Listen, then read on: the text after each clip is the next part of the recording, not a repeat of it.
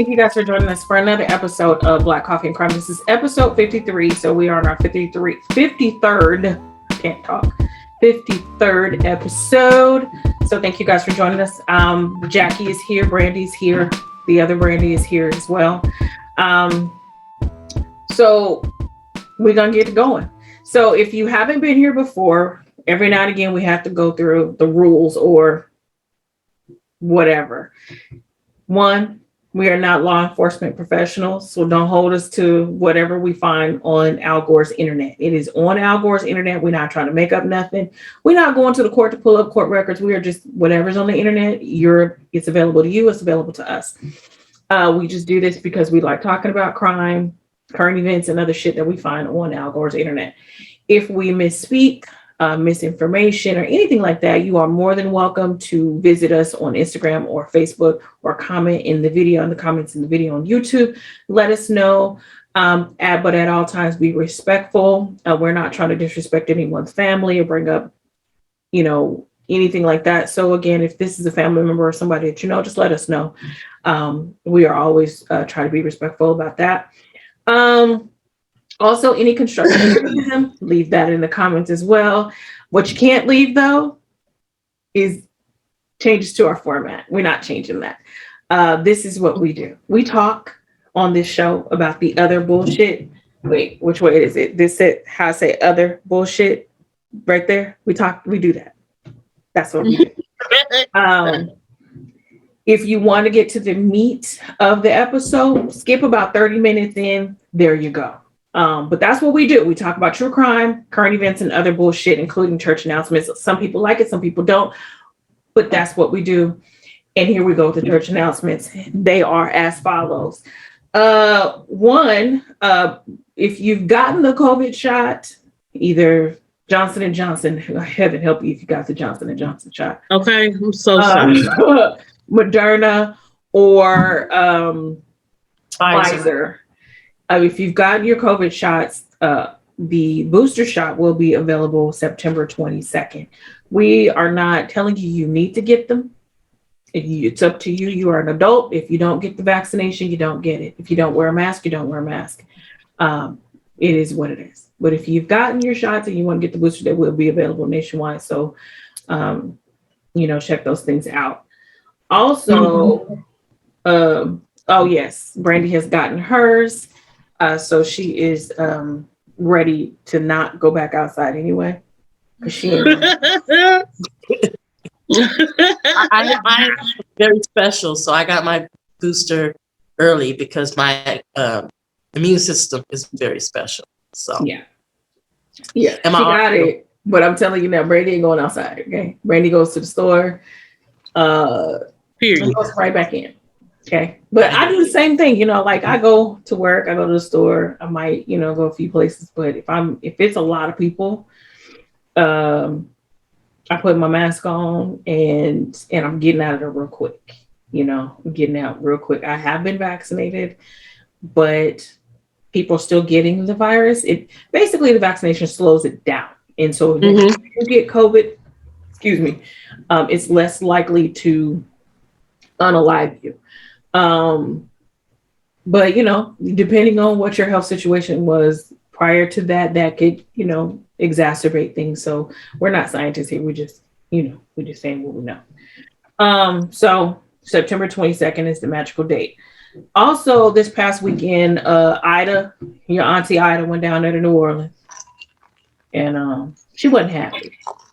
No, Auntie Ida was not happy, and she told some folks, and she left some destruction, not as bad as Katrina, which was crazy because it was like the 16th anniversary of Hurricane Katrina. So, it was kind of like a bad omen. They ain't got no electricity though. They ain't got no electricity. No, a lot of cities, for a couple weeks they ain't gonna have no electricity. Right, or water. So a lot of communities will be without water and electricity for a couple weeks. So if you if there's places that you can donate water or even money or whatever, go ahead and do that if it's on your heart to do so. Not the Red Cross though. Not Red Cross, because they gonna use about 10 cents on the dollar. Well, is it Red Cross or Salvation Army? Both. Both. Red Cross uses like when the previous, not the most recent earthquake in Haiti, but the one that was like 10 years ago or whatever, billions of dollars were donated. They built what, 4 houses down there with the money. Yeah, so Red Cross, yeah, nah, give your money, send your money to the churches, your local churches. They do, they send mission trips and things like that. So again, if it's on your heart, give to the people in those affected communities, because Ida wasn't playing. So it wasn't as bad as Katrina so far, but they're saying that the death toll will rise as the weeks go by. Because the flood. There was like a picture of I-10, and like it was just barely inches below the street sign. Yeah, it was really bad picture. That's how high the water was. And stop saying we don't welcome people in Texas. And that is the stupidest. It was pissing me off when I was on TikTok and they were like, "Don't come to TikTok." Are you serious? These people are literally losing everything, and you are telling them, "Don't come here." That is the stupidest. No, we welcome you. Please go somewhere where you're gonna be safe. Don't be trying to drive all the way to Georgia. If you closer to Texas, don't do that. As the second largest state in the union, we got space. We do. Lots of. I promise you. There's plenty of space. I promise you we do. Come on down. All right. So yeah, pray for those affected folks down there that I didn't touch. Also, I think there was floods in Tennessee, people in Mississippi, people who are being displaced, and also family members and friends who are housing those people. Pray for them too. Because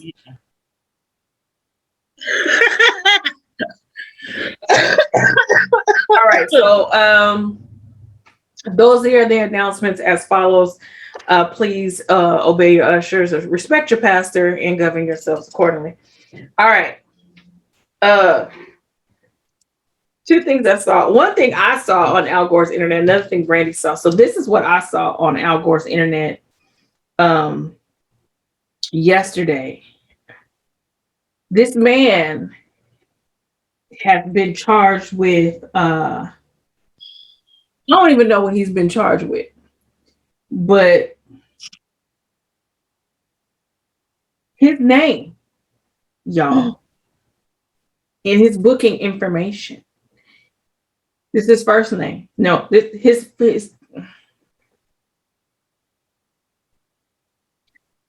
man's name legally is Archbishop King Pimp Shorty Magnificent. His mama ain't him that. I refuse to believe.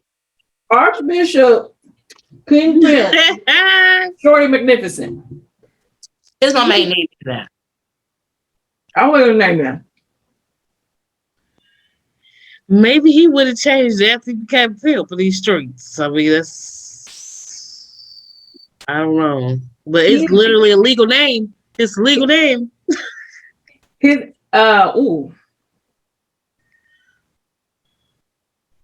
He rated this book on Amazon. This is his name because he read this book on Amazon. Okay. The book that he read was called The Pimps Bible, The Sweet Science of Sin. And he gave a review on Amazon. And it reads in part, "I'm Archbishop King Pimp Shorty Magnificent. And I must say firstly that I am the Archbishop of the Alfredo Bilbo Golson Church of Ministries. I must attest to the fact that this is my religious text as set forth by my Lord and Savior, Alfred Bilbo Golson, who was the author of the Pimps Bible." That's his Lord and Savior? Yeah. Yeah, we said. And he's the Archbishop of the church, of the Golson Church of Ministries. I don't know. So his name, so it's not Archbishop. His first name is King Pimp Shorty Magnificent. Brother King Pimp Shorty. His title apparently is Archbishop, but when folks get church titles and religious titles, that becomes a part of their name. You start calling them bishop. You know, like you just can't say TD Jakes. You say Bishop TD Jakes. So that's his name now. You know what I'm saying? So TDJ. he goes on to say, let's see here.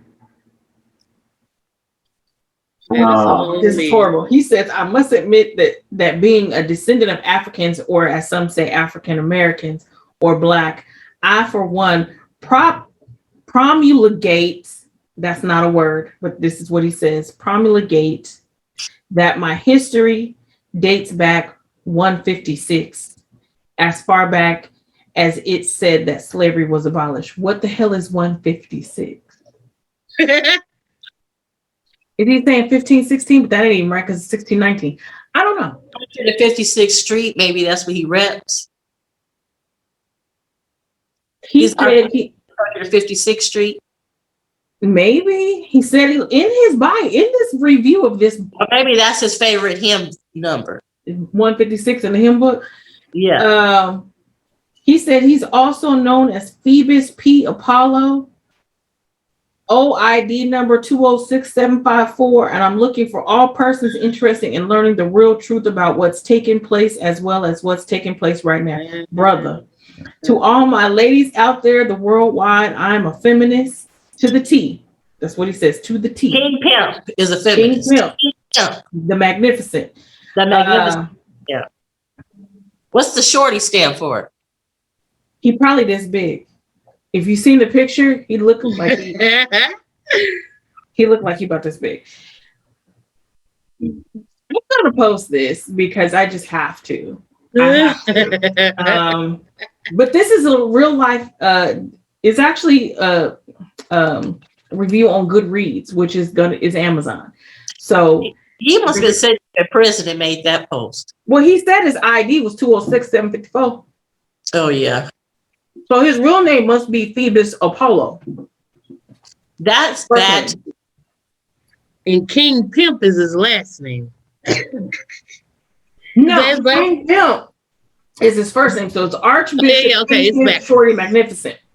You're right, it's backwards. King Pimp, Archbishop. His mom she said, look at my boy. He done made so much stuff. He's a King Pimp, Shorty Magnificent. She said he gonna be something. He gonna be something. That's something we not sure. A criminal. Right. That's something we're not sure about. That's what he became, a criminal. In this picture, he looked like he'll steal your tires and try to sell them back to you. He too. I wish they could. Wait, why you at the stoplight? Look at his ass. Yeah. Look at his ass. It's like he'll take your tires while you at a long stoplight and then try to sell them back to you. Girl. It's horrible. Terrible. Anybody need a refrigerator? I got a refrigerator. The meantime, he took all your meat out, put it in the sink, and your meat thawing out. He gonna sell you back your LG. Yeah, he looked the type. I just got it on top of my pit mobile. I ain't got no. All right, so I have to talk about that. Now, this story is the one that Brandy put in our group. This is out of Rayola, Alabama. First of all, I've never heard of Rayola. I have not either. Nope. But there's a lot of places in Alabama we ain't heard about because it's Alabama. But listen, this is a story I have never heard about. This is from Newsweek. When did this story come out? It happened recently.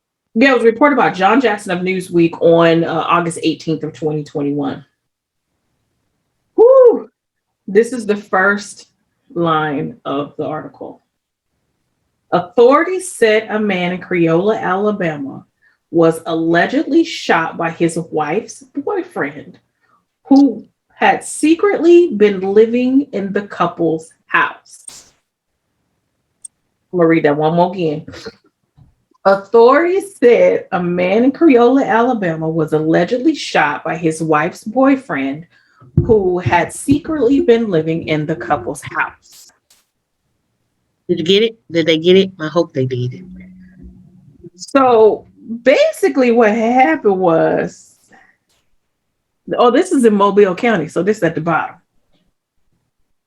So officers were called to the house, basically. They found two men, a Frank Reeves and a Michael Amaker. Both of them had been shot. Both of them went to the hospital. Reeves is the owner of the home. He's the husband. He took a shot to the chest from the boyfriend. And then Reeves shot the boyfriend multiple times in the elbow and the lower leg. Are you with me? So Mr. Reeves, Frank, is the husband. He got shot by the boyfriend in the chest. He returns fire, shoots the boyfriend, Mr. Amaker, in the elbow and the chest. The wife, Tracy, told her husband that there was an intruder in the house, which was her boyfriend. And so the husband, you know, he's going to do what he needs to do. It's his castle. He's going to go defend it whole time. It's her social living in the house. Imagine how he felt when he heard her say that. Do you imagine how he felt when he heard her holler out, "It's an intruder, excuse me?" He had pee buckets in the room and everything. Excuse me? An intruder? What are you talking about? This is my house. She had been having a relationship with this man for a whole year. She had her Sancho living in that house with her husband. My thing is how the husband not no. Girl, Does he- I'm gonna tell maybe you he what. never goes into the guest room. I'm gonna tell you what. Tracy got that thing. Tracy's thing is thing. You hear me? Because It's probably staying because she on meth. listen, the husband don't know. To get shot. It's gotta be one of the stupidest damn things I've ever. The husband don't know, and the boyfriend don't care. Tracy's thing is thing. Okay, I know she's a meth addict, but Mama, Tracy got feelings that was thing. hurt when she said that, man. You're like, what? We got a good thing going. You just brought me dinner in here. Oh, Jesus. The husband didn't recognize that she was fixing extra plates.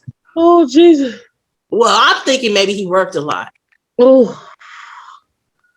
Boy, that gotta be hurtful right there. It's got hurt the spirit. I'm thinking that the husband worked a lot. Boy, that had to hurt. Maybe he just wasn't paying attention.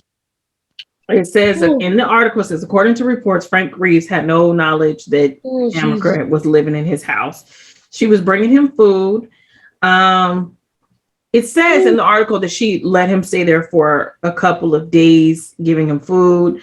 There were bottles of I think it was urine. longer than a couple of days. How could you not know someone is in your house? Well, he wasn't using the. Me and Tamar come in, and the door, it's just us two coming into the door that I locked. I'm checking every space. Right. It's just a natural instinct, and I have upstairs. I hate going But upstairs. maybe she's home all the time, so the husband's really not kind of checking doors and stuff because maybe she's home all the time. But at night, every man checks the doors. The at night. doors, yes. They There always have been stories where people have been living in other people's attics or even in their kitchen cabinets, and they'll notice things that are off. Like I read a story maybe a couple weeks ago where this guy, attic.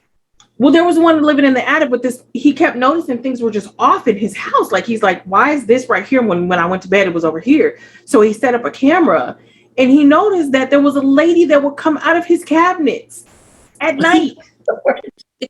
Like a rat? Yeah.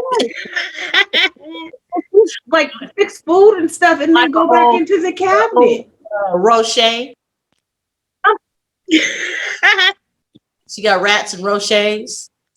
I don't understand that. Like, for real? So, yeah. So Amaker was living in this man's house. So the boyfriend has been charged with attempted murder, possession of a controlled substance, possession of a firearm with an altered serial number. And he's also a convicted felon, so he faces some federal charges as well. The whole time, Tracy ain't got no charges. She is in the middle of all of this, and she has no. Should she be brought up on charges like, making a false police report? Well, I mean, who called the police? It didn't say who called the police. She just said that she had an intruder in her house. She told her husband there was an intruder. Because she probably got caught. Yeah. She probably got caught. In an old high, like just talking crazy.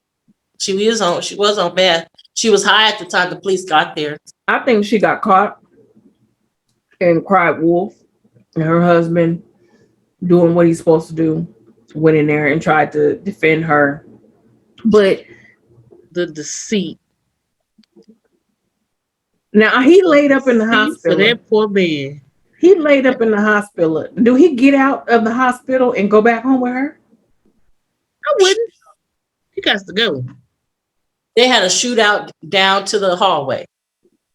Right. Like, no.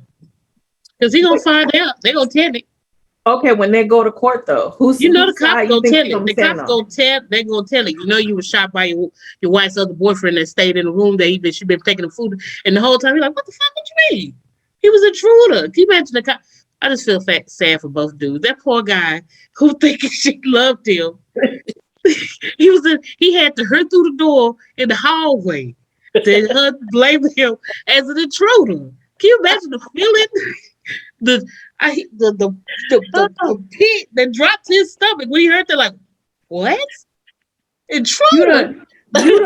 You done moved me in your husband's house and everything, and I'm the intruder? The deceit. It would be the deceit. He would feel so damaged. I know he did. If he had just hurt. I feel bad for Frank though. Yeah, Frank too. So the cops coming in, we just want to let you know, make sure you're okay. Your wife had a man staying in the other room that was her boyfriend. You know, you was taking her to the funeral. Can you imagine what that feel like? And the whole time Frank go, wait, what? Can you imagine what he felt too? He's already been shot in the chest.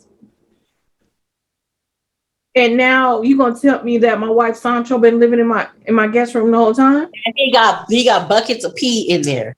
He probably been telling her to mop that floor the whole time too. Like, baby, it don't smell right back here. Dude, I take care of it. I call the plumber. He was the plumber, all right. Fixing all her pipes. Men can't even get past the fact, like, a lot of men, when they date women, they don't even want to sleep in the same bed the woman had prior to them because they think it associates with another man prior to them. So I could imagine. Amaker didn't give a damn. He said, not only am I going to lay in this man's bed, I'm going to live in his house too, and he's going to be here too. Why this locked door? I wonder who got the biggest piece of chicken. He did, because he was there. Sancho did? Husband probably came home after it was already cold. Yeah. You think Sancho got the big piece of chicken? Yeah, he got the small pieces, you know, the wing and the thigh, the wing and the leg. That's all they were selling down to the store. I couldn't get no big. Oh, Frank. I can give you 3 wings. Oh, Frank. He didn't even get the wing. He got the neck. She gave him the neck and the back. Not a neck, ew. The neck. You know, the back piece got a lot of meat on it, but you got to get in there. You got to get it through all the bones first. Yeah. Oh, Frank. Poor Frank, man. Sorry, Frank. You know, and the bad part of it is his family probably told him. So something off. Yeah. She ain't no good. Something off by her. No good. So yeah, in this article, it does say that the both of them, Tracy and Amaker, were both using meth. And Tracy was intoxicated to the point of being incoherent. So she was drunk and high and told her husband it's an intruder. She might have thought it was an intruder. Forgot she let that man live there. So Frank didn't do drugs. They did drugs. Yeah. You can tell when somebody on meth, they get to chewing and stuff, and they get to chewing and picking. That's how you know. I almost dropped my drink. So he didn't know something was out by her. So it says that the police are thinking that Frank, the signs were there. You saw it. They were doing that number right there. That's what. How was she chewing, Jackie? And don't let him have a cigarette, because they'll sit there and chew that whole filter part off. They'll sit there, yeah. You knew. You knew, Frank. They ain't even eating that damn food. They ain't think about that food. Crackheads don't think about food. They're like vampires. You could have Did put you a notice plate full of plate Did right you there and notice they the won't touch VCR it. missing? That's what you should have been paying. Did you notice the VCR missing? TVs was gone. DVDs was gone. Some of your jewelry missing. A suit. Yeah, think about those type of. Girl, you. I had a crackhead try to sell me lettuce in a box. So Somebody tried to sell you some lettuce in the South, yeah, lettuce in a box. in South Dallas? One hand of lettuce in a box about this big. Mm-mm. And it was rolling around. He talking about, hey, what's up, little mama? I see. I got this little lettuce right. I was like, sir, no. Well, you don't need one of the suits to go to the court in, so we'll see what he show up wearing. You should have found all that. You just, Frank. Stacey Adams gone. Or the back cut off of them. I know you loved her. I know you loved her, baby. I know you loved her. Brandy, the back was cut off of them Stacey Adams because maybe Amber's feet was too. Hell. It says She made that him open toe. the investigators are thinking that this was a murder for hire, and that's why she called intruder. So they're thinking that's what it was. So they wanted to probably kill Frank. She was high as hell. She really thought there wasn't a truth. She forgot that he was living back there. Yeah, I don't think she forgot. I've been around meth addicts. They're paranoid as shit. I don't think she forgot that he was back there. And they weren't for the robbing either. They already been pawning stuff they wanted to pawn. She went for the robbing. She literally probably got in trouble because he found out one of them suits was missing, and it was a problem that he listening at the door. Then he heard I think it's an intruder in there. He startled, hit the door, made a noise, everything pops off in that one moment. That's what happened. The lady, they said she was incoherent when the police came. Yeah, so right. I can't believe that she knew. She probably just, maybe she was seeing an intruder, like, I don't think so, Brandy. I think incoherent means that they probably couldn't understand what she was saying, because when the people on meth get really high. Understood when she said intruder. No, I don't think she forgot that Amaker was in the house. I really don't. She knew he was in there. I think that she got caught. And, when you're on that shit, you get paranoid and, you get to picking at yourself. You think bugs is crawling in your skin and shit. That's why the face be all messed up, because they be picking. So I think she probably maybe she did get startled that Frank was home. So maybe she was saying that Frank was the intruder. I don't know. When they just come, that was their play word. When they come, I think there's no picture, but I'm thinking they were flesh-colored people. They are. Frank, you knew. Frank. Baby, man, a one method, you can tell. You can tell. Bible study was missing too. They get them scabs and sews. Yeah. And I'm pretty sure she had rock crotch. Yeah. Yeah, because hygiene is not high on the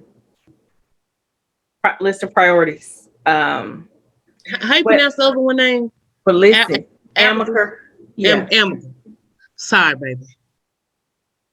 You picked the wrong Like I house. said in the beginning, Tracy had that thing. She had the thing. It would probably smell like old fish and cigarette butts, but she had the thing, and it was singing. And Tracy's thing was singing. I'm sorry. And so Frank, with her two big coochie cutter shorts on and everything, size 0. Is that like a uniform? Because they always be too big, size 0, and they be too big. Baby had her with that striped tank on. Yeah, same thing. And them flip-flops from Old Navy, that's $1 during the summertime, the white. And her feet be black as hell. Yeah, be black as hell. That's what she had on. Like she was walking through Memphis. Yes, yeah. All right, we're going to stop talking about Frank, Tracy, and Amaker. Because we could just tell jokes about them all damn night. Because that's what we do. All right, so we're going to hurry up and go ahead and talk about this week's story, which is a guy by the name of Charles Albright. that had I known about him prior to moving to Dallas, I just didn't think that Dallas was the typical serial killer type place.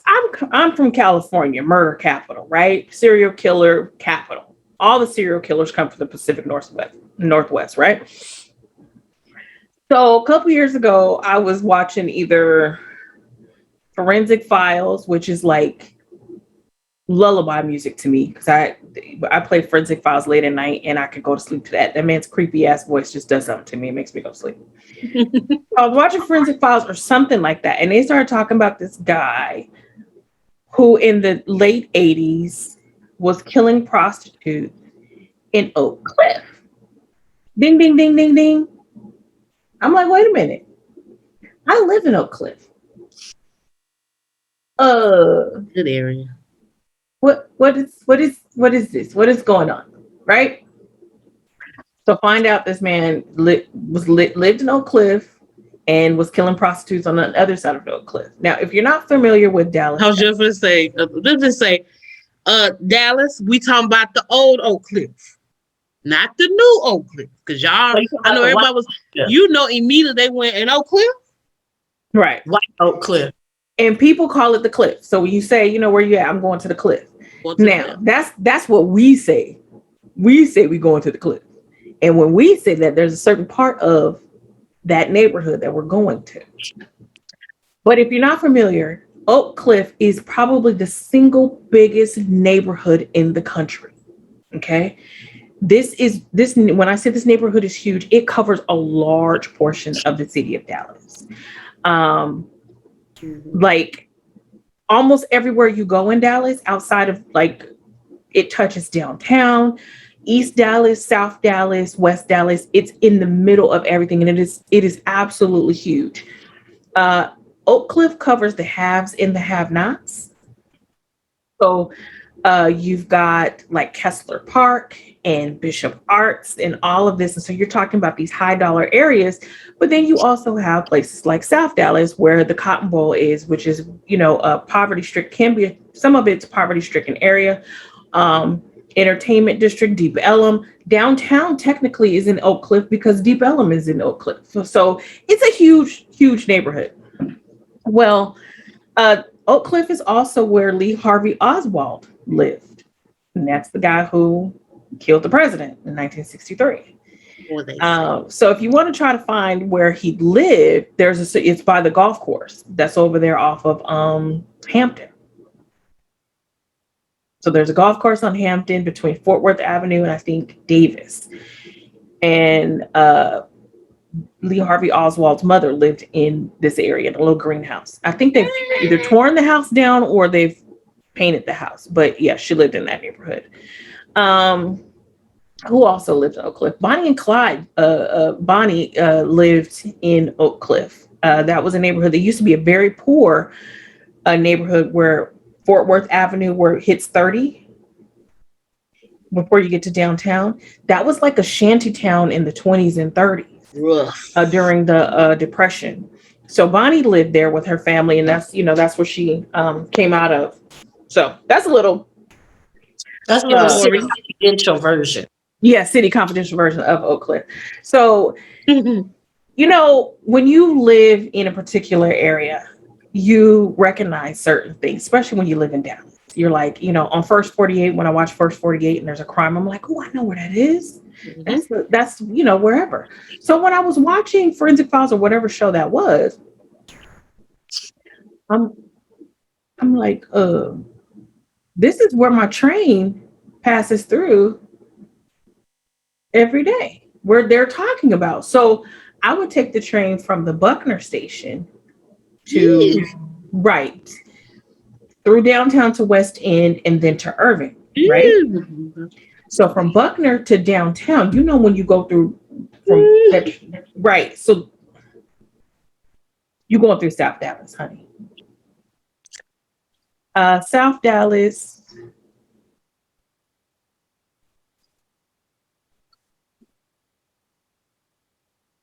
I ain't got no business down there. Keep your back. you're not from the South, best that you not even be going over there playing around and stuff. Just stay where you at. Listen, some of the best food I in got a problem Dallas. with people from the South, I got Not at all. but I just know better. I'm from Garland. I know better than to take my black to South Dallas because that's not my hood, and That's I not know the that, food. and I don't Now, want you no go problems. down So there. the second I open my mouth, they're gonna say something to me. They're gonna try to. They're gonna get me. I know not to go there. So If you want some of the best pizza in Dallas, there's a place, I think it's on MLK. They serve those huge slices of pizza. Good pizza, but you got to get in get out. and get your ass out. My mom goes to the package store over there. Now, if y'all not from the South, the southern regions of the country, y'all don't know what a package store is. But my mom Yes, goes they are. there. It's called the Packet House. It's called, yeah, Package stuff. but it's the package store. My mom goes down there to get bacon and sausage and stuff. Get that meat for the low. Yes, and it's okay. So I don't know. We're just giving y'all some background about South Dallas. So there used to be like a Jewish neighborhood in the middle of South Dallas, right off of Malcolm. No, it's off of MLK, right 2 blocks away from where the package store is. So these huge Victorian and Queen Anne homes are right there. And that was like a Jewish neighborhood. But right across from the package store is a car wash. Across from MLK. And if you're from Dallas, you know not to take your ass to that car wash. You know not to take your ass over there to that car wash. But going over there to the package store is a very precarious situation at all times. As a matter of fact, about 2 months ago, my mom was involved in a shootout at the package store. My dad's in the car waiting for her to come out with her bacon. My mama's in the package store, and somebody got mad at somebody else for not giving her their money for for a transaction that went on outside. There was a transaction that went on outside. They brought it into the package store. These people start shooting. They don't kill for saying package stuff. Why did my mom die behind the counter? That's what you gotta do sometimes. Exactly what you gotta do. And you know why she was mad? Not because she was in the shootout. She didn't get to get her bacon. She got her bacon, but she didn't get the perfume that she was gonna buy from the dude that was outside. But Hustle Man was the one that was involved that caused the shootout in the first place. No, that's why he went outside the store no more. She mad because she didn't get her perfume. My peoples be down there at the Blues Palace. That's what my peoples be. Ooh. My family, that's where they go. They hang out at the Blues Palace. Negative. But there you go. Ain't gonna be able to do you know that it's quite an environment. Yes. Okay, I'm sorry. We're gonna get back to this, but you know that place when you going down 40, when you going down 45 and you hit 175 and you're going around that little curve and there's that little juke joint that's right there. Yeah. Nope. You know, in that area, it used to be a stream of clubs, right? And Brandy BW, what you could do is it's a long street, got a curve like this, and there's about, I don't know, 10 little juke joint clubs, maybe can fit about 50, 60 people. And people flood there still to this day. And the bad part of it is there's only one way in and one way out. One way out. That's it. You can't do nothing else. It's overcrowded. I can't remember what they call it, but like you literally drive and walk to the juke joints. You just walk, but ain't nobody in the juke joints. Everybody's outside. It's overcrowded. You have to park down the street, and then walk up. Then it's too much. Then you got people that live on the street, like right next to the juke joints. They got parties going on underneath the tree. I mean, it's just a lot going on. Everything. How would you say? The homeless? Everybody. No, it's everybody. Now it's everybody. Everyone. Yes. And this does pertain to the story because this is the environment that created a safe space for Charles Albright to do what he did. Because you got everybody selling everything down there. And I mean everything. Card games, craps, people, you selling that thing, you selling everything down there. So of course you have African head wraps because I need me a few. Show's over, guys. We'll be back next week. We'll be back next week. Okay, so basically, we're just gonna move past Brandy because we have to. We have to. I can get you some head wraps. Those is chick up the street at the marketplace. You know, she good. Oh, We'll get you some, or we can go. I can take you. We'll get some from the Pan African Connection down there on Marsalis. In South she Dallas. selling them out there. No, these are authentic. These are authentic stuff from the Pan African Connection. So Oh, good place to go to. And the real piece. Yeah, these are real. All right, so this guy was Charles Albright is a very interesting guy. Very smart, very white bread, innocuous looking guy. So he is not the guy that you think is going to be dubbed as the eyeball killer. The eyeball killer. He had a fascination with eyeballs. They could have called him something else, though. Well, you know, the media is always the people What that you think, Brandy? Give it a name. Give him a name.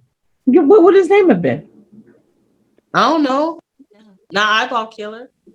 Okay, so Brandy, what would be a better name than the eyeball killer? I don't know. Maybe just the Dallas serial killer. The Oak Cliff killer. Okay, that's not gonna work because in the 90s, everybody was killing everybody in Oak Cliff. I just don't like eyeball killer. That just sounds whack. Like, it's just a whack. Because even right now, if you say, you know, if somebody says, "Where you going?" I'm going to the cliff. You'd be like, ooh. Or the eye button OAKCLIFF. The eye button killer. Eye button killer? Yes. No. Yes. No. His mother was the reason he was infatuated with eyes. But the eye button killer? That's not catchy. Eyeball killer ain't catchy either. It is That's catchy. boring. No, that's just boring. Oh, he's an eyeball killer. First of all, nobody was saying it like that, okay? With the expression you just had on your face, nobody said that. That's a boring name. Like, he needs Nobody said that. more exciting name than the eyeball killer. He's the eyeball killer. Okay, that's what they said. That's what they said. He was actually only convicted of killing one woman and suspected of killing two others in 1991. But he was born in here in Texas, but in the Panhandle. He was adopted as a toddler, I believe, from an orphanage. And his adopted mother was a school teacher, but they were like really, really strict. He was the only child. And he was like really, really strict. You know, being a Texan, he got a gun early. He would kill animals. Now, one of the things about serial killers is that they say that they start killing animals really early when they're really young. early. So that was a sign right there. Here's the thing, though. His mom would help him stuff the animals. Because he went to taxidermy school when he was 11. And he learned how to stuff the animals and stuff. And they had the good eyes. They had some good eyes. But his mom wouldn't let him get the good eyes because she said they couldn't afford it. So he would have to use button eyes. But he was always infatuated with the actual eyes they use for taxidermy. Who sends their kid to taxidermy school? Well, he was advanced. I don't care. Who sends their kid? Black folks don't send their kids to stuff like that, but white people do. This is the first time I've ever heard of an 11-year-old going to taxidermy. Don't mess He was so smart, he was so smart. He skipped like a grip of grades.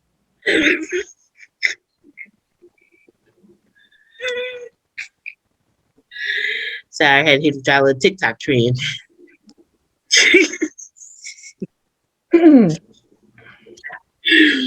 Anyway, he's so smart. They was trying to find things for him to do. So they sent him to taxidermy school. And that's where he learned how to stuff the animals.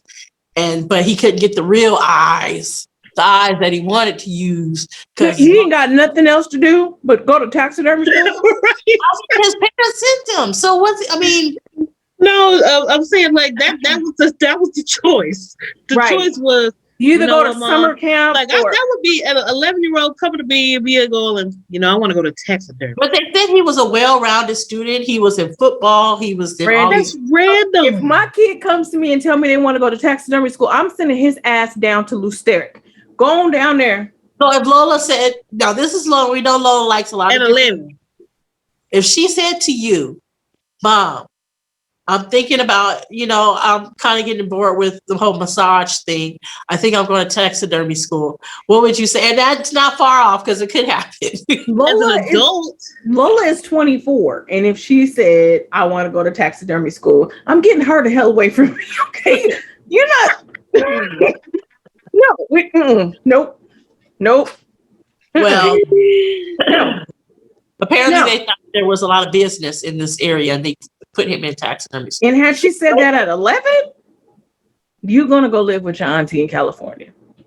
Like, going on. I don't think he said, Mom, I want to go to taxidermy school. That's what I'm saying. So and if he did say it or if she suggested it, like, why is this an option? So he can learn a trade. Be a mechanic. But he wasn't interested in that. We're gonna move past this because this is gonna be that'll be an argument that just keeps going. Okay, so obviously little Chucky was just a bad seed because he went to taxidermy school, then he turns into a thief. By the time he's, the ink ain't dried on his certificate just yet. He's a thief, and he's arrested for aggravated assault. He was, like Brandy said, he was advanced. He graduated from high school when he was 15. And he wanted to be a medical doctor or a surgeon. Okay, all of this is bad. He's killing animals at a young age. He's very smart. He goes to taxidermy school. He's a petty thief and he's arrested for aggravated assault. And now you want to be a doctor? Well, his parents were also very, very abusive. Yeah. The mom was but just those things, I'm thinking serial killer. Like if you wrote those things on a piece of paper, I'm thinking, without even knowing Chucky's life, I'm thinking. It's because we love serial killer stuff. We've studied this stuff. Now the taxidermy thing with my 11-year-old came and said they want to be like, let's go talk to somebody, baby. I would personally, because I don't see 11-year-old who wants to deal with dead animals. That's just a weird sign. But I guess him wanting to be a doctor, they're just not thinking like that. They're not thinking like that. She's thinking, I know she didn't beat him, put him in black closets when he was just a little baby. And yeah, she can't do that. She also meant to speak to him about how she wasn't getting none from the uncle and how he wasn't, which is weird, to the dad. He learned how to plead. Yeah, that's weird. So basically, he had an overprotective, abusive mom, strict abusive mom, who was also, even though it wasn't physical sexual assault, it was still sexual assault. It was still sexual abuse because she shared very adult, intimate things with him at an early age. So you can really, when a child is developing psychologically, you can really mess them up by exposing them to sex too soon. Think about Arthur Shawcross. He alleged that his aunt made him have sex with her when he was like 9. And Arthur Shawcross was one of the worst serial killers, the Genesee River killer from New York. And also Gary Ridgway said that his mother and father got divorced, and his mother used to have sex in front of him. And of course, he was the Green River killer. He was also killing prostitutes. So Ted Bundy said that, he was exposed to pornography. Charles Manson's mother he was born in a brothel. He said that his mom was a prostitute, and he was around that too. So there seems to be like a correlation between early sexual exposure and abuse and when they, for those people who become serial killers, because not all people who've been sexually assaulted or abused become serial killers, but it's a definite strong string there. Okay, so he got expelled from college, even though he went early. He got expelled from college.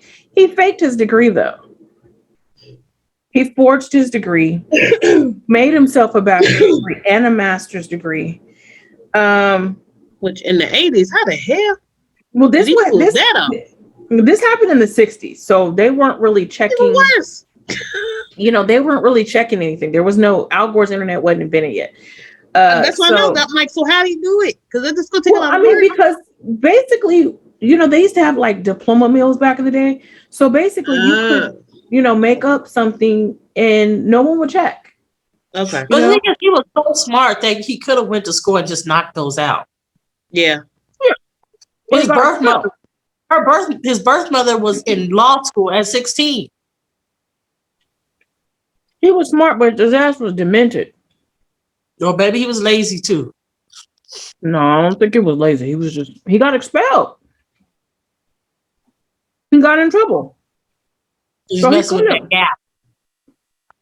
He was in a PreMed program at Arkansas State Teachers College, and he got caught with some stolen items. He was expelled.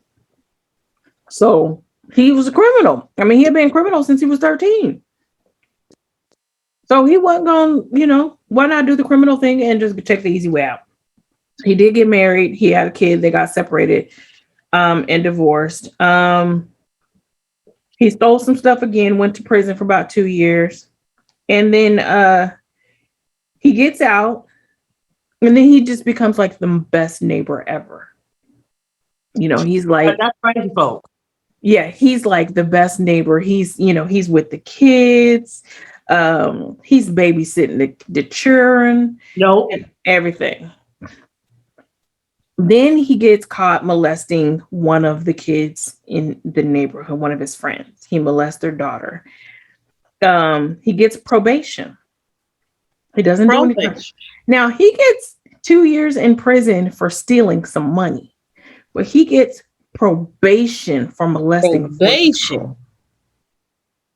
Talk about the war. Have the real deal evidence or something.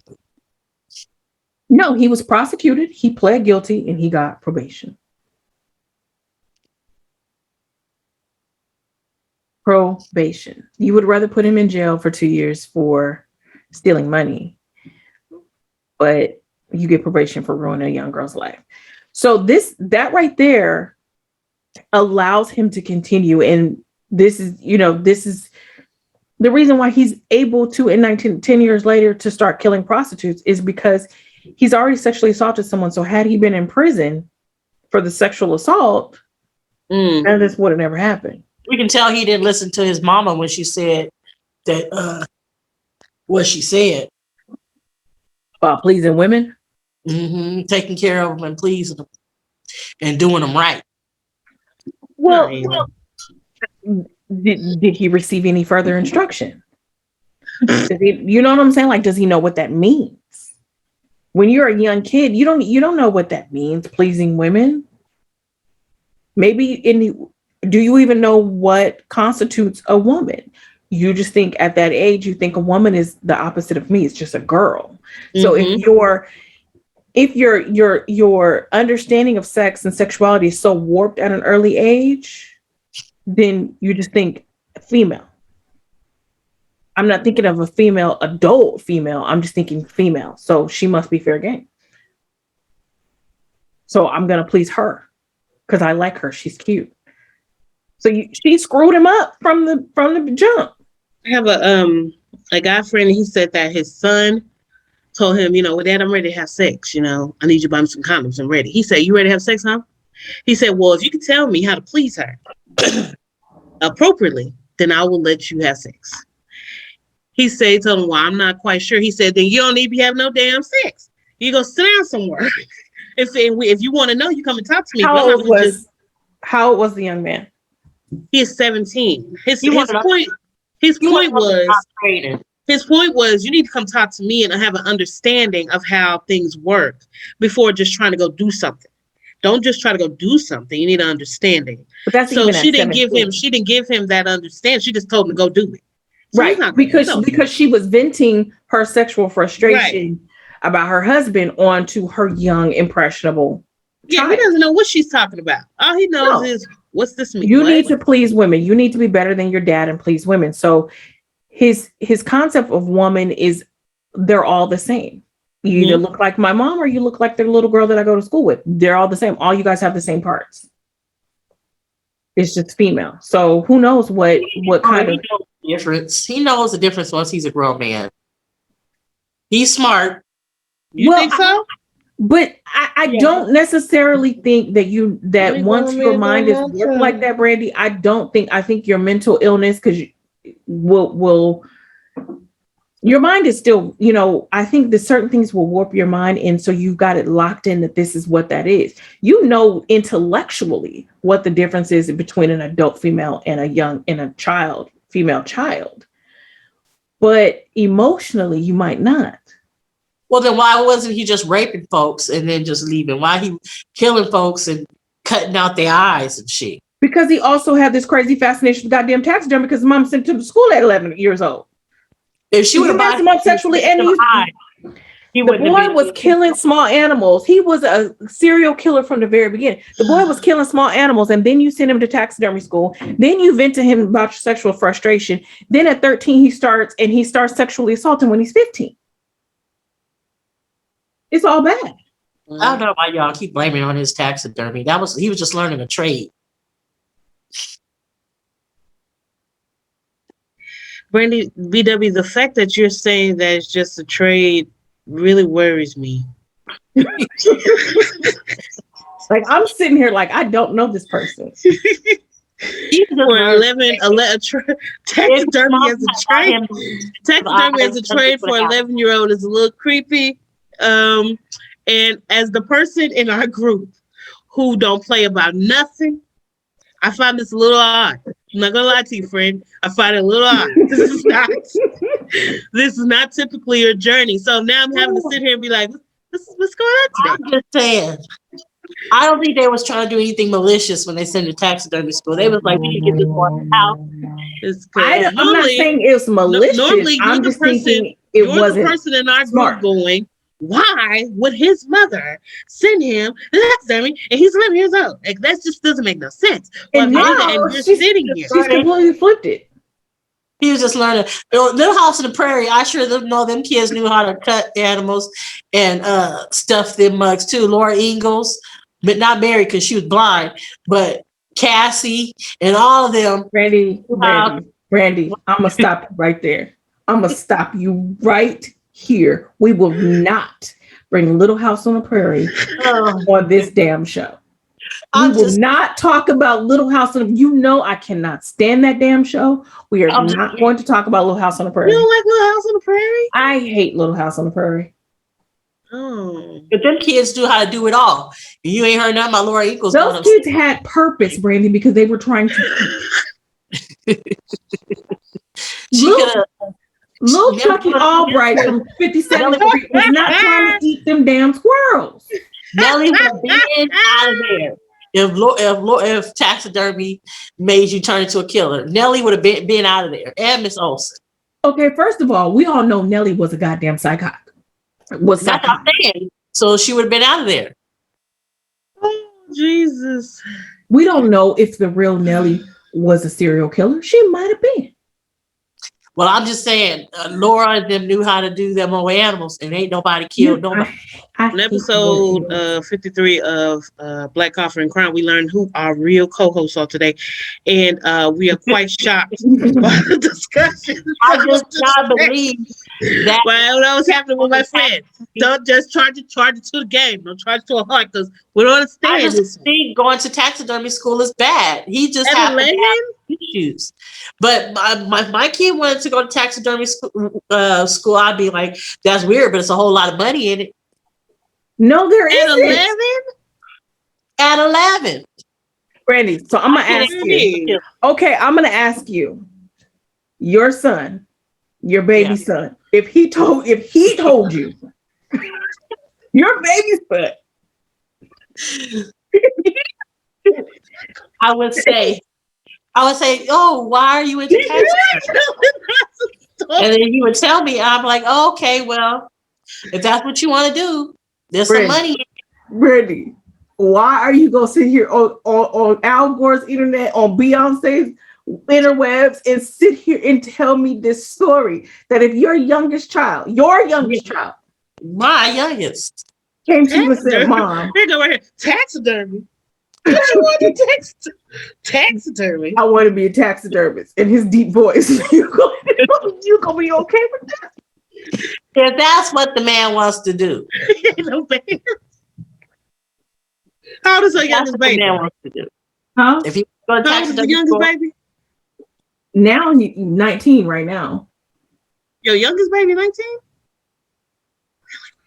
Hey, But I'm just you saying. young than a mug, girl. but I'm I just already know that he's into a lot of weird stuff. Like he came home at like 7 and wanted to start composting.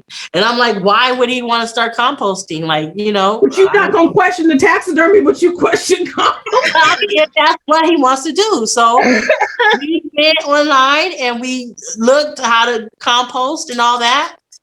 And he had some really good compost. I'm trying to tell you, watermelons in November, late November, Thanksgiving watermelon. Chucky had prostitutes in June. Same thing.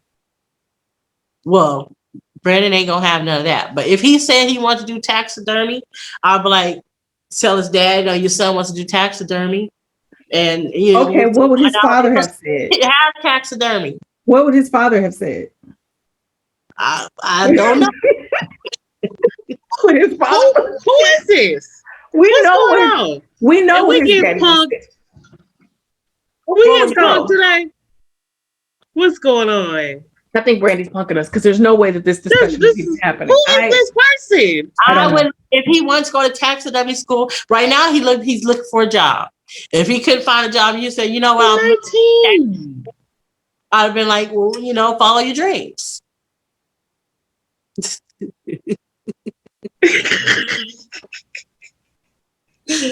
Oh, they might have teach taxidermy in schools now. You never know, especially in Texas. Don't folks be hunting in Texas? They eat that stuff though. Well, you eat the meat. You don't eat the outside. Chucky wasn't eating that. Chucky was just killing small animals. Because there's a lot I look up me and Brandon be froze like this. I'm completely appalled and flabbergasted right now. Like you don't, I don't think you guys understand where my mind is right now. You guys are talking down on a very popular occupation. It is not popular. That boy. So you said if he had went to taxidermy school, he would have been out there killing the women. I don't think it helped. Considering that he removed these ladies' eyeballs with surgical precision and then kept them in jars in his house. I'm trying to tell you, if his mama would have put out just a little extra money for him to get the eyeballs instead of using them on whack buttons, he wouldn't be so fascinated with the eyes. Oh my God. So I'll put it on his mama. I don't know. She should first a little bit. I don't know who this is, guys. And not the ones that you stick on that be looking all he needed the right kind of eyes. But he was wrong for what he did. He was wrong. But I just don't think taxidermy school is bad. I don't think that's what sent him down the road of rape and pillaging.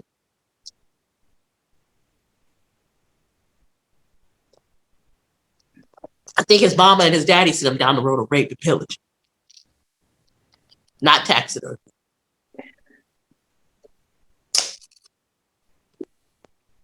Plus, it was just like a summer job. Everybody got to get a summer job. They was looking for his future. As soon as he got old enough, put that taxidermy into motion. I don't Cough. I don't know how we got here. Let's just go with the story because y'all ain't. I'm talking down to taxidermy. Very honest, hardworking people. Who is we? Who's we? I said they might be some hardworking folks. It's both Texan taxidermists. Nothing's wrong with taxidermy. Not saying that. We're saying we can't save this one. We can't. There's no salvaging. this is a total. That's okay. You know what? So February. I appreciate you. You know, February 10th of 1991. This week. All right. So, oh wow, I don't even know where to start. Woo! All right. So the first victim, I'm just so outdone. I say he start killing people. His mom let him taxidermy at 11. You teach your kids to hunt at a young age. Why can't this boy or any child go into taxidermy if that's what they're interested in? You know what? I'm never gonna say taxidermy again after this show, like ever. There ain't nothing but honest people, Brad, just trying to make $1 like you every day.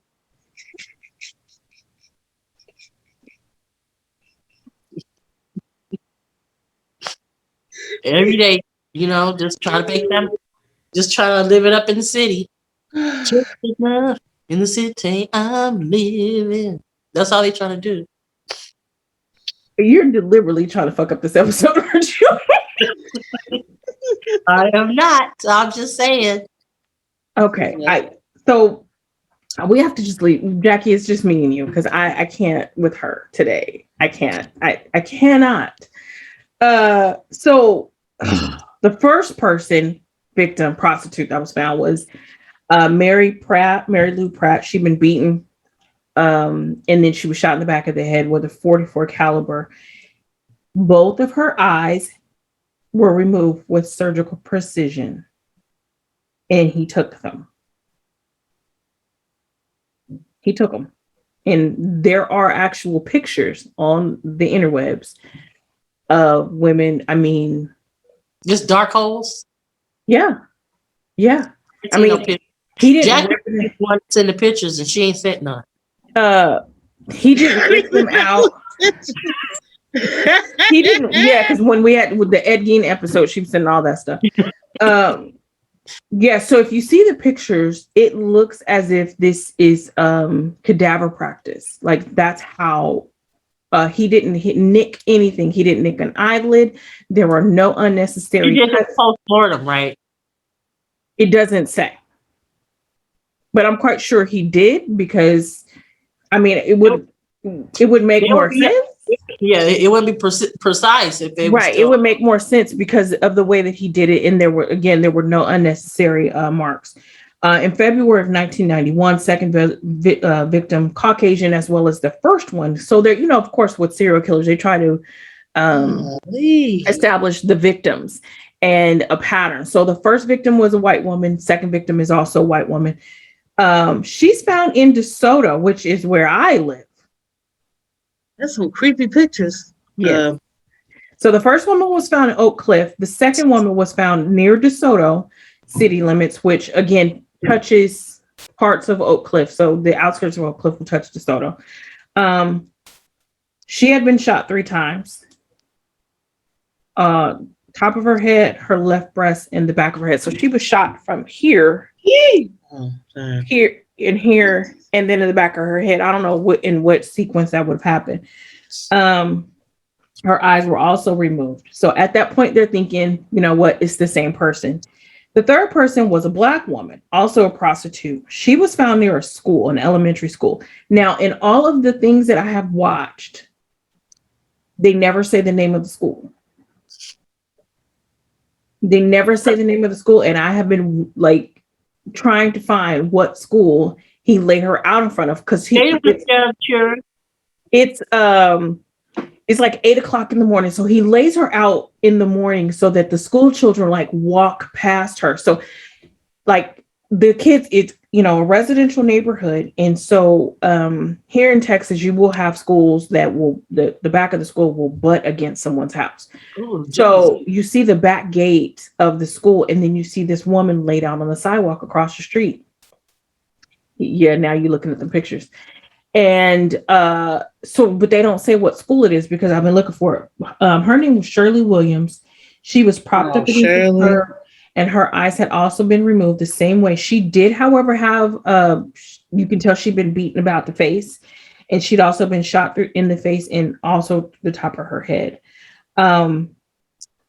They didn't know that her eyes were missing until they got to the morgue. Probably was so much blood you couldn't see. Well, Yep. the other victim, the second victim, she had been shot through the top of her head and in the back of her head, but they could tell that her eyes were removed. But I think because she was Black, they weren't thinking that these two things were linked. Because the first two victims were white. One was that he laid out at the school where the titties all out.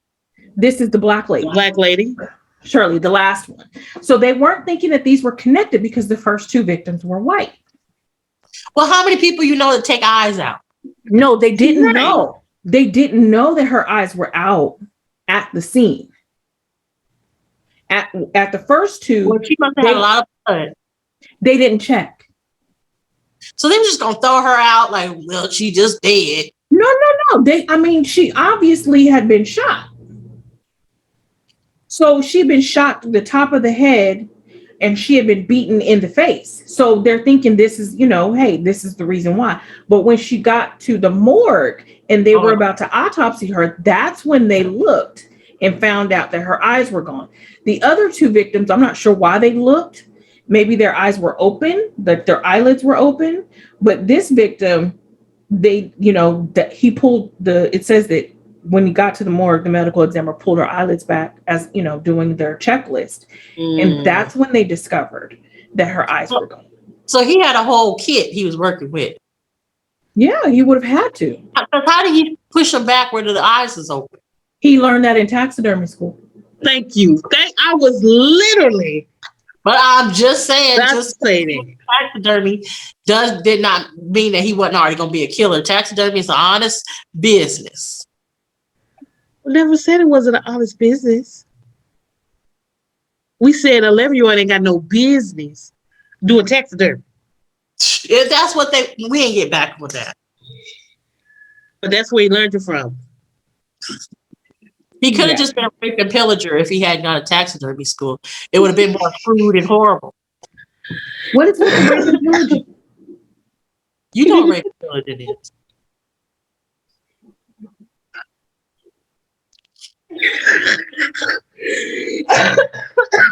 I'm completely exacerbated by this woman. I can't. We're just gonna plow right through and hurry up and finish because we have gone so far off of. We're gonna get so many comments that we never get to the subject because of this. The taxidermist union is gonna be on. That's why you don't mess with. Taxidermy. The taxidermy. That's what's happening here. I'm listening. I'm here for you. I'm fighting for you. Mm. All right. So in the end, okay, the way that he was discovered was another prostitute that he had approached before. She recognized him and she said there's something, that he was a little weird or whatever. And then also, he had taken a friend to his house and the friend had invited a woman over for drugs and rape and pillaging, I guess. And she noticed some crazy things at his house. And so when they started to look for him, she went to some of the cops that were on, that would walk the beat where, on the stroll or whatever. And she came to the police officers and said, I got something to tell you because this dude is weird as hell. And I think it's him. Because he had a gun. He approached me with a gun and I think it's this guy.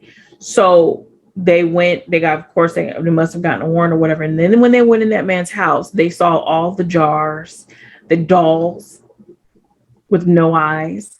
So the dolls that had eyes, he would take them out. So he had all these dolls and stuff in his house with no eyes. And he would collect the plastic doll eyes and put them into jars as if they were real. And then he, of course, was collecting the eyes of these prostitutes as well. So and it was crazy because he would replace the real doll eyes with the buttons, which was the opposite of what he wanted to do when he was a kid, because he wanted the real doll eyes, but he only could use buttons because that's what his mom would give him. Don't use his mama's. She just got him the right eyes. Chucky was also, he was like friends with this police guy. They were on a softball team and everything. So, so he was the perfect neighbor besides raping the 14-year-old, but he was like the perfect neighbor. He's on the softball team with the police, some guys from the police force. So he's just the guy that no one would, suspect. He's finally convicted. He was charged with 3 murders, but he's convicted of the murder of Shirley Williams, who was the Black prostitute, because they were able to find that pubic hairs or hairs from Charles, either from his head or from his pubes, were the same ones that were found at Shirley's crime scene. Everything else, as far as the other 2 prostitutes, Well, his pube hairs fell out. it could have been. It just has hair, so it was either from his head or his pubes. She either pulled them out from the pubes or his head, but it just has hairs. Pube hairs are strong too. She really would have had to snatch those. Or they were in her teeth. I don't know. She's a prostitute. Could have been in her teeth. I don't know. But the other 2 murders were just circumstantial because of the way that they were killed. But at Shirley's crime, I said they were strong. They are strong. You are too much today. Absolutely too much. They are strong. That's Who got strong pubes? I thought they were just thick. I'm pretty sure his pubes were thicker than his hair. His head hair. It probably was his head hair that came out and not his pubes. Well, how do you know if he had some sort And of why would she have a situation? pube between her teeth? You've had pubes between your teeth? If she's a prostitute, don't she? Ain't she giving some service? Yeah, but she ain't. I don't know. Maybe he has alopecia. I don't know. His hair falls out. I just never heard nobody having no pubes in the teeth. That's just. And she said that with a straight face. Down to the school. Randy, you've been saying a lot of stuff, absurd stuff with a straight face this episode. So I think down to the school with pubes in her teeth. This is why you said for us not to record lately. This shit happens every time. You said we're not gonna do it because me and BW don't know how to act. Then here you come talking about this woman, the snatch pubes, and this is a teeth. it's possible. In front of the public, in front of the kids' school. It was late at night. When you're doing that, ain't no hand weight. You just think she randomly beat him up there, just snatched him. I mean, we are talking about the 90s, so it's not like they were getting waxed. You don't know what that woman, who the men weren't getting waxed? Yeah. How stuff she gonna get the pube in her teeth? This is the 90s, the late 80s and the 90s. I don't know if you guys have seen 80s and 90s porn, but those dudes were hairy as shit. Still, how did she get pube in her teeth? And then she just hacking on the pube. If she's giving him service and he's hairy, who knows? Hair falls out all the time. If you've ever had a pube stuck in your teeth, please have you ever had a pube in your mouth? Yeah, when I got teeth. It's like, I don't know, my teeth got holes. My teeth have lots of gaps. Ain't nothing gets stuck to my teeth. It's like y'all never had broccoli in your teeth. Same thing. Yeah. No, it's not. I don't have broccoli. I don't have or the broccoli. It's in your mouth. I have gaps. I don't have that issue. The average person. We're just gonna go with it was on his head. We're not gonna go with no pubes in the teeth. I was willing to go past that. Brandy, you're the one who asked the second question about the pubes. I went past that. I appreciate the fact that you showed real leadership skills and gave us another version. I appreciate that. But I'm just saying, you see crime shows and there's always some pubes left behind somewhere from the raper or the murderer.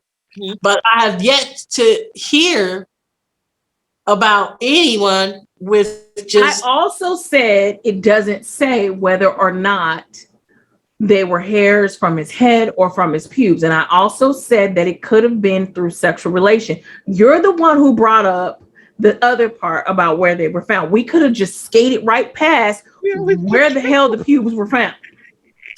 Oh, Jesus. You decided it wasn't pubes. You decided that you wanted to dig a little deeper, and then when I dug deeper, all of a sudden it's not possible. But I didn't think was laying up there with pubes in her teeth. Ooh. Ooh, yeah, this is the worst episode, y'all. This is in trouble. I bet you if he didn't have caught, he would have shaved his pubes off for the next one. If he didn't have what?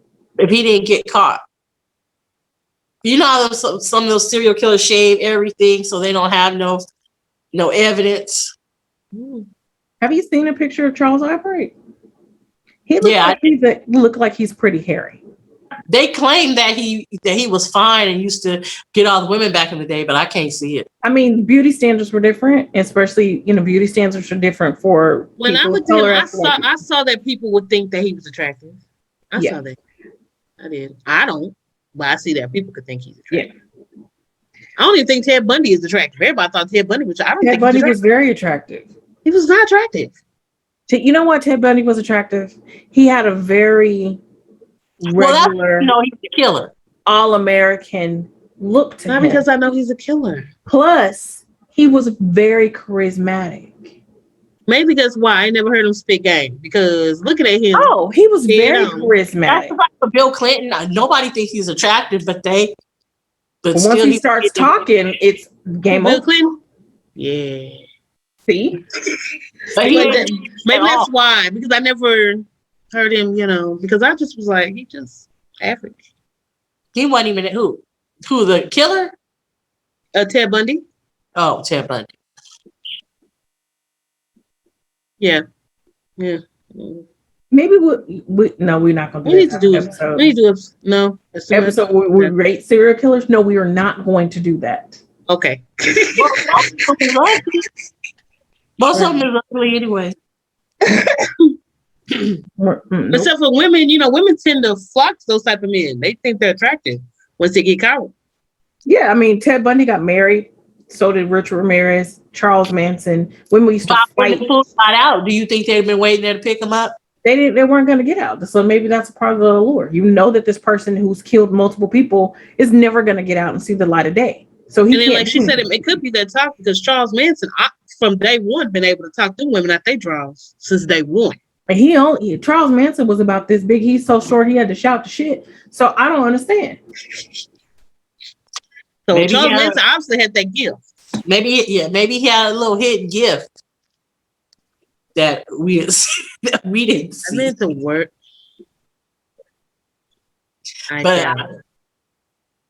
Charles Manson looked like he smelled like vinegar. Thank you. Like he stank. He was trying to be an actor. He had to clean up. He don't like he stank. He still looked like he smelled like vinegar. Thinking after. Nah. Is he yet living, or did he done crossed over? Right in the head. He done crossed over. So he said, "Is he yet living?" Yeah.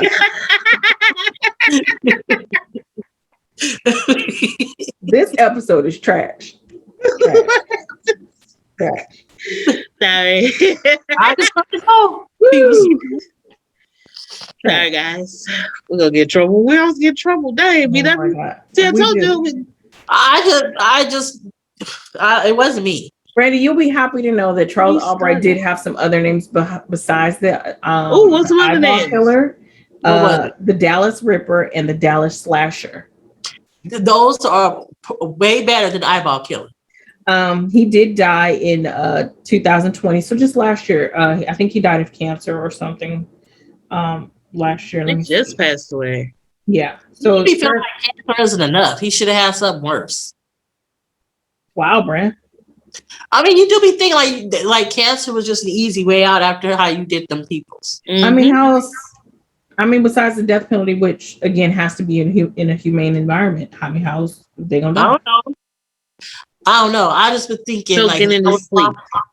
one of my family members, him dying of cancer, that ain't good enough. It ain't painful enough. Choking in his sleep or something. Maybe it is painful enough, especially in prison. Maybe for you, I mean, it needs to be something worse. but isn't this I can't. Shingles. If he had shingles and cancer, untreated shingles. Eesh. Eesh. I can't. I don't even know where we're going. She said he's the worst. I mean, you're like, oh, he died like that. Like you did some heinous things. Like how are you just gonna die? I mean, other than killing someone by firing squad or hanging them, there's nothing else that you can do that makes it worse in prison, in the American prison cancer system. very painful, and I never had cancer, but I've had chemotherapy, and that was some bull. That's what I'm saying. Like, people, he's still human and he's still gonna die if it's not in the electric chair or a lethal injection in this country. How else is he gonna die?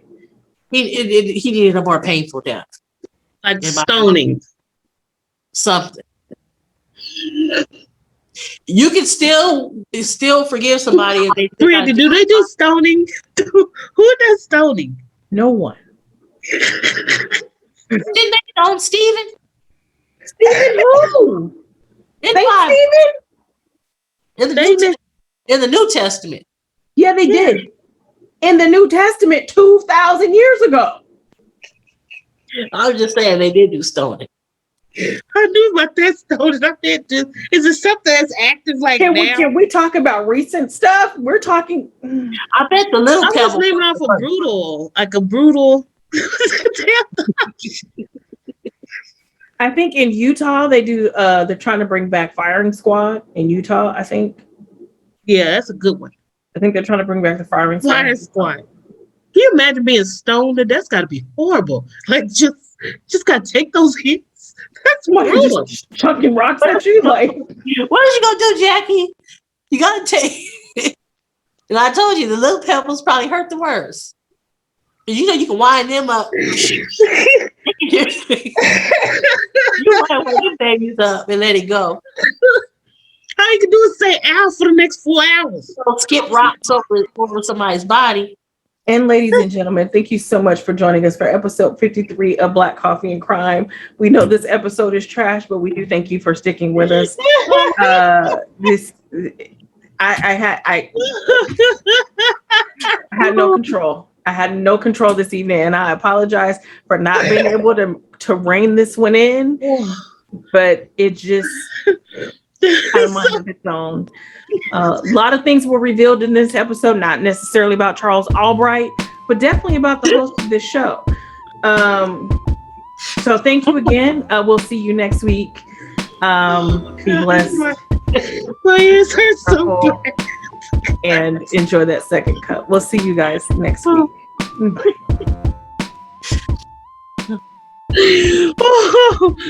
Oh.